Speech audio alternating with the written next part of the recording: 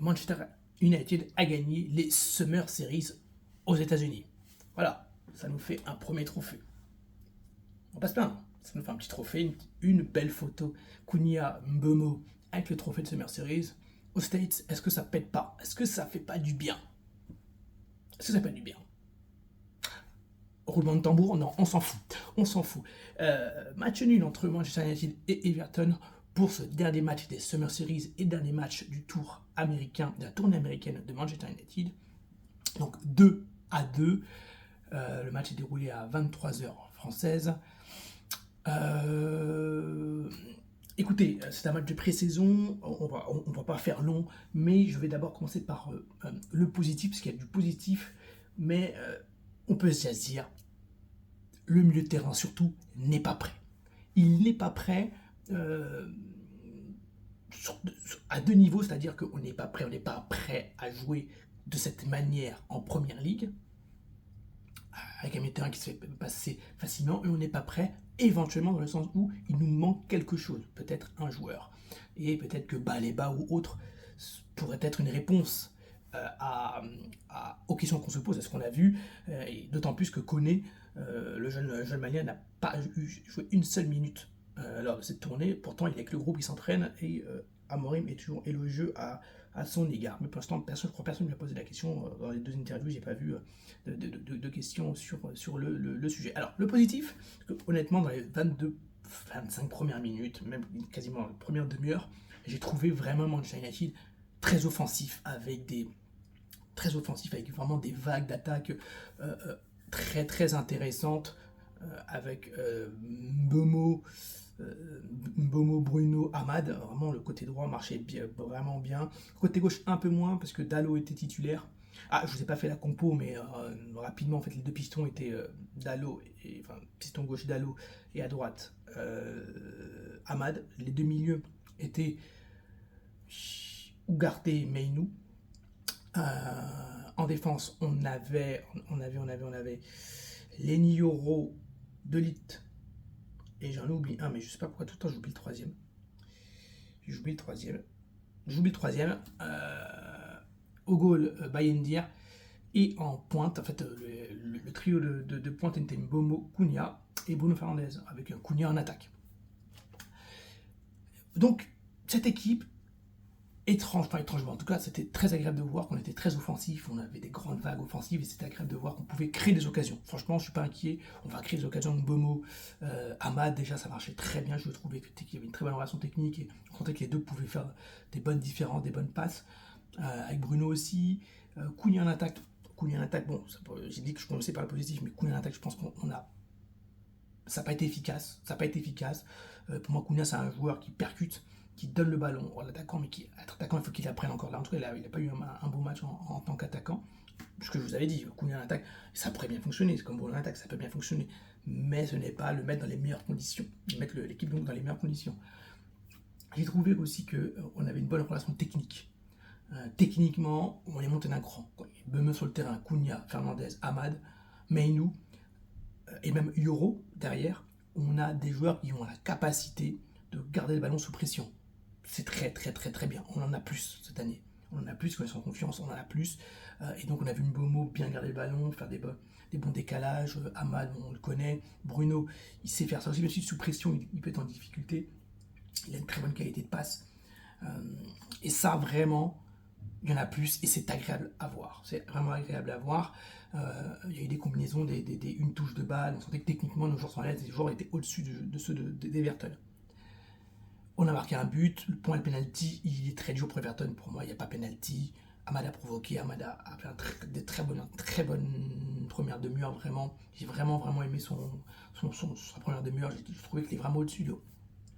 Mbeumo, j'ai trouvé très bon, et ensuite, au fur et à mesure, je sentais que physiquement, il baissait un petit peu. Et Cunha, je le dis, un peu en difficulté en attaque.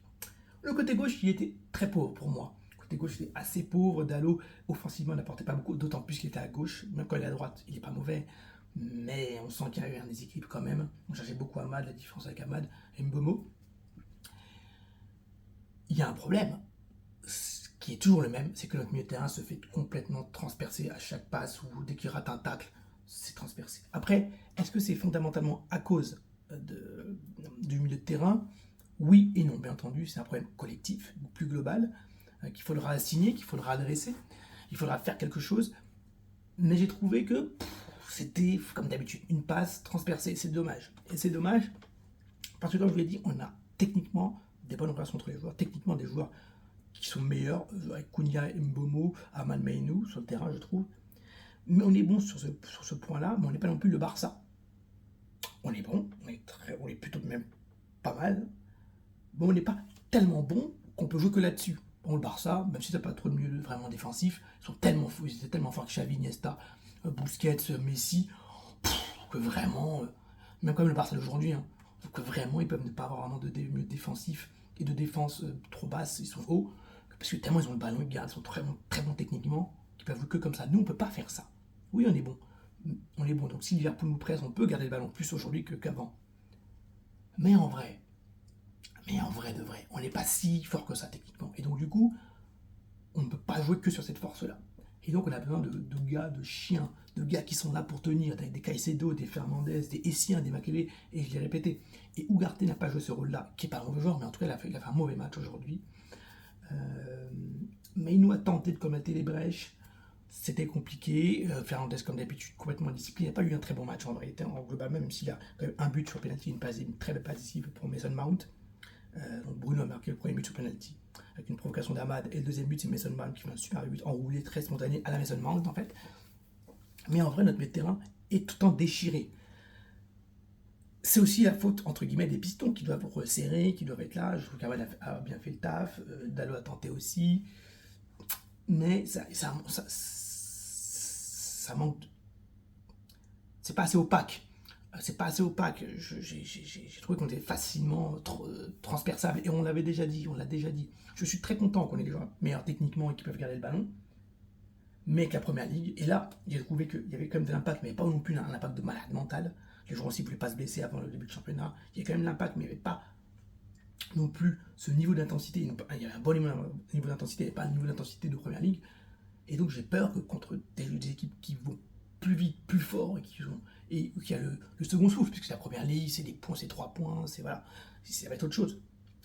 Que si même si je trouve qu'offensivement on est bien meilleur, qu'on va se procurer des occasions, j'ai bien peur que contre des équipes un peu au-dessus, qui peuvent mettre 3-4 buts, qu'on soit derrière.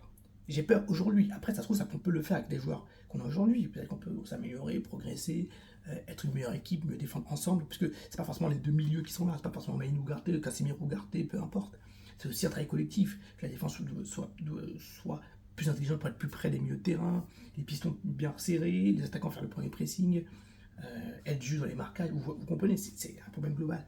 Mais c'est vrai que le profil de ratisseur, de second souffle, d'intelligence, de placement, aussi de cette foule, ce dynamisme, cette jeunesse, par exemple cette capacité à redoubler d'efforts, à en faire beaucoup, être dynamique, à ne pas à être discipliné aussi, avoir cette discipline pour colmater les brèches, elle n'était pas forcément là hier soir, et c'est ça qui m'a un peu inquiété. Donc, 30 premières minutes très intéressantes.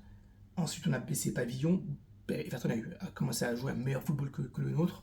On commençait à être en difficulté. J'ai trouvé Mainou intéressant en 30 premières minutes, comme Amad. Bruno, il a eu des éclairs, mais il n'a pas été très bon. Ugarte n'a pas été très bon non plus. Yoro, j'ai vraiment trouvé Yoro vraiment top classe. Vraiment très très très très bon. Amad, je l'ai trouvé quasiment presque extraordinaire à 30 premières minutes. Après, il a un peu baissé pavillon. Je le préfère en piston droit comme il est le numéro 10. Je trouve qu'il garde beaucoup trop le ballon.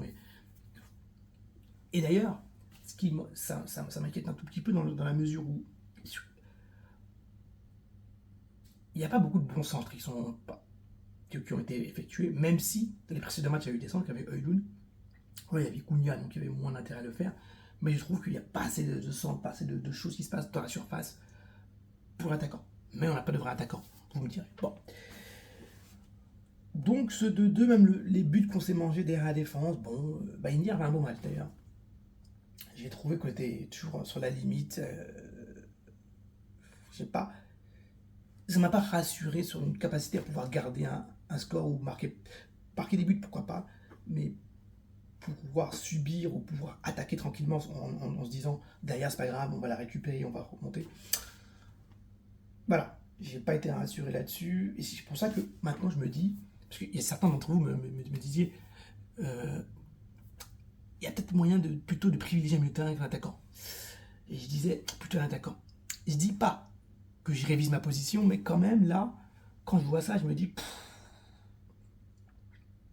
apporter un profil un peu différent, un peu plus. Un Baleba, moi, un Baleba, forcément, un Baleba, moi, je me dis, wow, c'est quasiment game changer. En termes de profil, en termes aussi de compétitivité, parce qu'après, ça met une émulation dans l'équipe.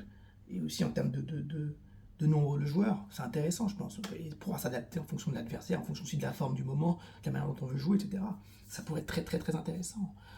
Donc, puis je le connais, ça ne veut pas forcément rentrer dans les plans, en tout cas à court terme. Un peu jeune aussi. Hein. Après, Baleba, vous me direz qu'il a que 20 ans. Euh, je m'interroge et pour moi, notre milieu de terrain n'est pas prêt. Notre organisation de terrain n'est pas prête. Et contre des Newcastle, contre des Chelsea, contre des Liverpool, contre des Arsenal, contre des Tottenham, City, j'ai peur.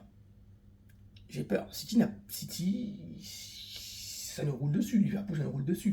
Je parle au niveau du milieu de terrain. Après, si on a Nimbomo, Cunha, on a un Sheshko, Watkins, je sais pas quoi, qui peuvent mettre des buts, et on peut en encaisser, et que Yoro, etc., tiennent la baraque, bien sûr, on en prend 3, on en a mis 4, on en prend 2, on en a mis 3, ou 2-2 ou 3-3, moi ça me va.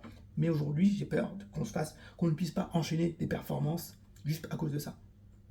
On peut être une équipe de coups ou de coupes, faire des coups d'éclat contrairement à Liverpool contre Arsenal comme le premier match, mais ne pas pouvoir le faire dans la durée parce qu'on n'a pas on n'est pas assez compact. Voilà. On n'est pas assez dur au mal au milieu de terrain ou défensivement. Quand je parle défensivement, c'est pas quand on doit défendre, quand on ne doit pas se faire transpercer.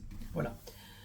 Euh, Dorgu, je trouve que ça a été le meilleur joueur, en tout cas sur les 3 matchs de la tournée. Dorgu, franchement, il est rentré, il a fait encore du bien, même si je pense qu'il aurait pu faire la passe à Youn à un moment sur une action. Il récupère le ballon, il accélère, il aurait pu faire la passe. Mais seulement, tu as mis un très beau but. Mais bon, je pense que ça peut être un très bon joueur en coupe qui peut rentrer à des fins de match, à 70e, 80e au début de la saison quand Mbemo, Cunha ne seront pas encore vraiment prêts. Mais je ne veux pas forcément le voir à moyen et long terme. Ahmad extraordinaire les 30 premières minutes, il faut vraiment qu'il continue comme ça. Il est resté quasiment tout le match, hein, Ahmad, il me semble. Le but contre son camp est malencontreux en vrai. Ahmad revient, c'est quasiment Ahmad qui le met, hein, il revient à un contre. En fait, c'est aussi Aiden. Niven pardon, qui le met. Mais j'ai trouvé offensivement qu'on était plutôt bon et ça m'a rassuré dans la capacité à créer des actions. Mais, gros point d'interrogation, est-ce que ce milieu de terrain-là, il n'y a pas moyen de travailler plus, de faire quelque chose avec l'organisation ou de trouver un autre profil. Et de plus en plus, je pense à Baleba. Mais je me dis, un milieu Baleba, Beinou, c'est quand même un peu petit. Même si c'est très dynamique, au côté de Baleba, et c'est peut-être complémentaire d'ailleurs. C'est très complémentaire. C'est d'ailleurs peut-être le meilleur milieu de terrain, voir Baleba, Beinou. Je trouve que c'est parfait. Ugarte en bonne rotation. Casimiro, quand il est rentré, c'était waouh. Dans les pieds ça va, mais quand il couvre des espaces là, même s'il est intelligent des fois, on sent que quand même il est dépassé. Je pense qu'il est dépassé et là c'est pas la première ligne en vrai de vrai. Quand ça va être réel, on va le voir en 4K que c'est compliqué pour lui. Donc c'est ça qui me fait un peu trembler. Mais offensivement, Mbemo, j'ai trouvé très très très intéressant. Voilà. Voilà pour ce match, on va pas en faire un grand cas, c'est un match de préparation, il y a eu des choses rassurantes, des choses qui posent question, je pense que voilà, l'organisation globale et notamment le milieu de terrain, je pense qu'on doit s'y pencher. Il y a le sujet de l'attaquant, et s'il y a l'attaquant, comment l'impliquer, le nourrir, parce que vraiment quand tu es neuf à Manchester, tu fais passer de longs moments de rien à voir. Loon, le pauvre, en subit les conséquences, même s'il n'y a pas que ça pour lui, contre lui. Mais voilà, s'il y a Sheshko ou Watkins, il faudra vraiment repenser la manière dont on joue avec un attaquant parce qu'il a besoin d'être fourni quand même. Même si on peut moins s'inquiéter avec Bruno, Mbomo et Cunha. 2-2, on gagne la Summer Series, je crois ça. Voilà, on rentre à Carrington avec des questions, mais quand même avec